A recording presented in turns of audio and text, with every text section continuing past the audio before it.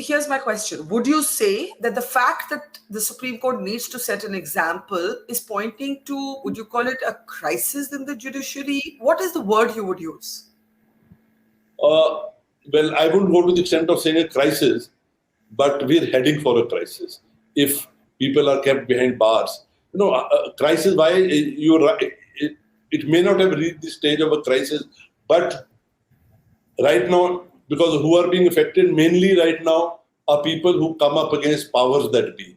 Whether it be in A political party or B political party, it depends on the state, whoever is ruling, if they are aggrieved, then those people. But it will also soon start happening in normal cases.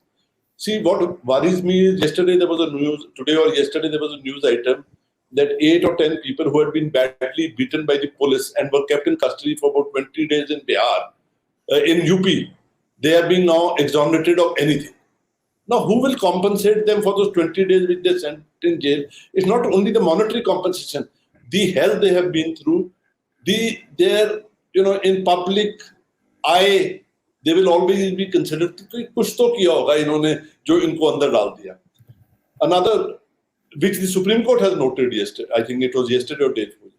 The Supreme Court passes an order granting bail to a person and saying that the state should reply to our notice within 6 weeks. After 6 weeks, the magistrate misinterprets the order and says that no, the bail granted by the Supreme Court was only for 6 months, and therefore now I am directing that he be arrested. And non-bailable warrants of arrest were issued. Now, if that judge, the magistrate, could not even understand the simple language used by the Supreme Court, I think he has no business to be on the bench. And the High Court concerned must take action against him as to why he should even remain in the post. So I'm saying what worries me is that this mental attitude of judges, if you put somebody behind bars, how serious is it? They just don't realize that taking away even 1 minute of the liberty of a citizen is a very, very serious thing. You just can't take it away and say, okay, he'll be acquitted and everything will be fine. Yeah.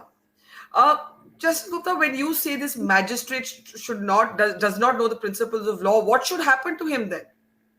No, I feel serious action should be. If what has been reported in the courts is correct, reported, and I have no reason to disbelieve that, the High Court concerned should take very serious disciplinary action against him. If he just doesn't know the basics of law, reading what worries me even more is that they don't even read the orders, some of them. Not all of them. Some of them, the police comes, he says, remand kar do remand. This is how things are happening. They don't even read. Now, if in the first instance when Zubair was produced, there were many questions which could have been asked. Tomorrow, if this is the state of affairs, I could be arrested for the murder of the Mahatma, even though I was born many years after he was murdered. And somebody will say, if he's involved in the murder, and they'll say, oh, murder case, let's grant remand. That's what they have to look at some papers. It's not a mechanical act that somebody says remand and you grant remand. I want to come to the Mohammed Zubair case. The Mohammed Zubair case initially, as you said, picked up for a tweet that was in fact posted 4 years ago about a movie that was made in 1983. But since then, there have been additional charges that were not connected at all to the original complaint. And the court has repeatedly actually prolonged the custody and come to the conclusion that Mr. Zubair is not cooperating. Those were the words used by the judge when extending the custody. Since then, there are allegations of violating the FCRA norms.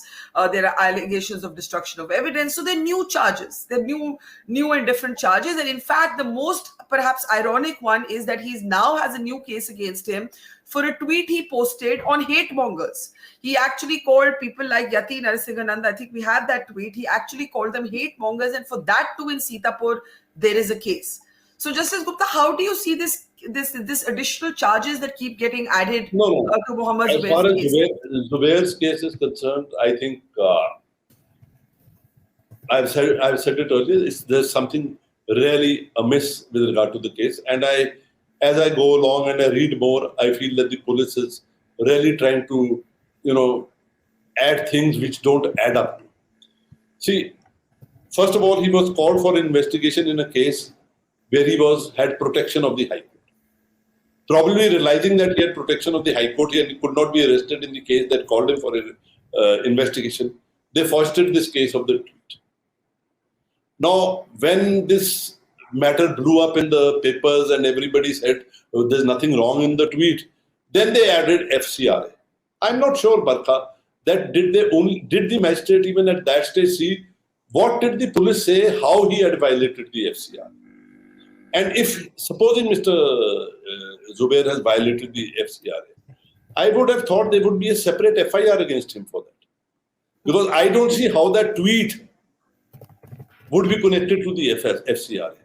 And when he comments that certain people are hate mongers, I wonder how. I don't even know what criminal offence is made out there. If they are not hate mongers, they will file a suit for defamation against him.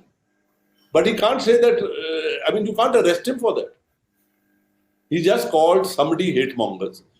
Maybe the police don't agree with him.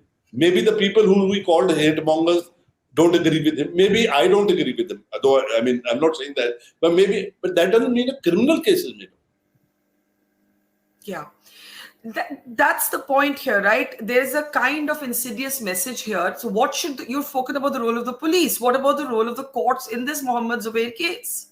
That's what I'm saying. The police is doing what it has been told to do. This is what I get from get a feeling from that this man has to be behind bars.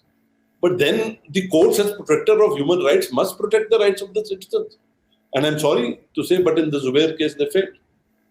So the court has failed to protect the principle of human rights in the Mohammed Zubair case. You would say that? In my view, yes. And I would also say that the High Court, where the matter was pending, should not have adjourned it to 20th or 27th July. If this case was fixed on 4th July before the magistrate, it should have. I may agree with the judge that let's have the order of the magistrate on the 4th and then hear you.